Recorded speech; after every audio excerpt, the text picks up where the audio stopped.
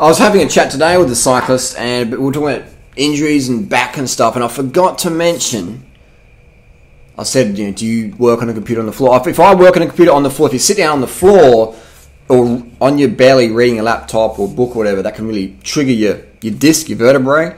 And so I myself had an accident in 2003, and so I've got to be a little nurturing to my little backbones. So if you look at on my bike setups, this is called the head tube. They're quite tall. I don't ride a slam setup. I ride more of a Lance Armstrong, Floyd Landis sort of setup. Lance Armstrong was 178. He rode a 58 centimeter. I'm 6 foot. I rode a 58. So even Lance Armstrong rode look at some photos here. Lance Armstrong setup. So I was going to mention anyone, if you have back pain, then ride a Lance setup versus Andy Schleck setup where he rode a 54 centimeter frame or whatever. So if you see a lot of my bikes, the head tube is very tall, and this is actually a disc bike. This is a Webworks, not sponsored. I actually bought this, paid retail, paid the same price you'd pay for it. I'm going to build this up very shortly here. So this is a disc one. This will be quite a high. The seat up here and the bars just here. There won't be much drop.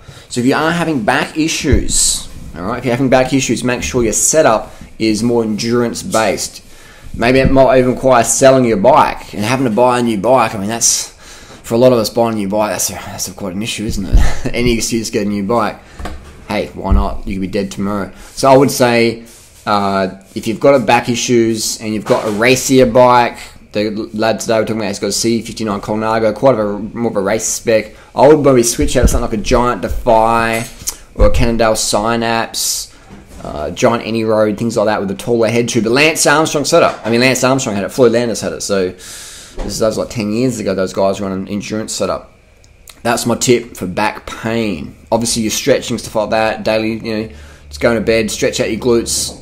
Stretch out your ass. Maybe 10 seconds each butt cheek. Stretch out your hamstrings.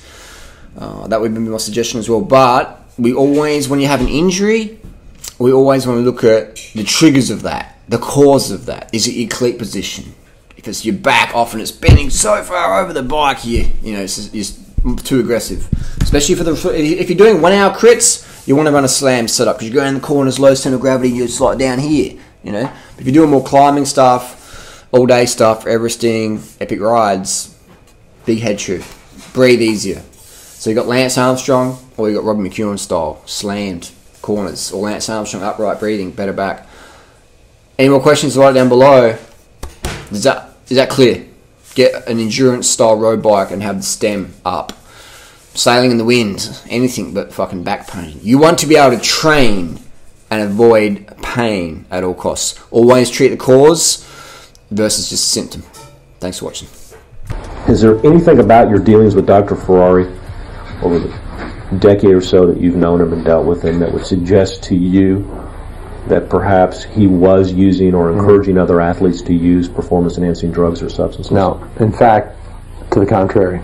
Tell me what you mean by when you say to the contrary. I know you're going to find this hard to believe, but he's, to me, totally clean and totally ethical, believes in clean, fair sport, but produces great results with his athletes because he's so focused.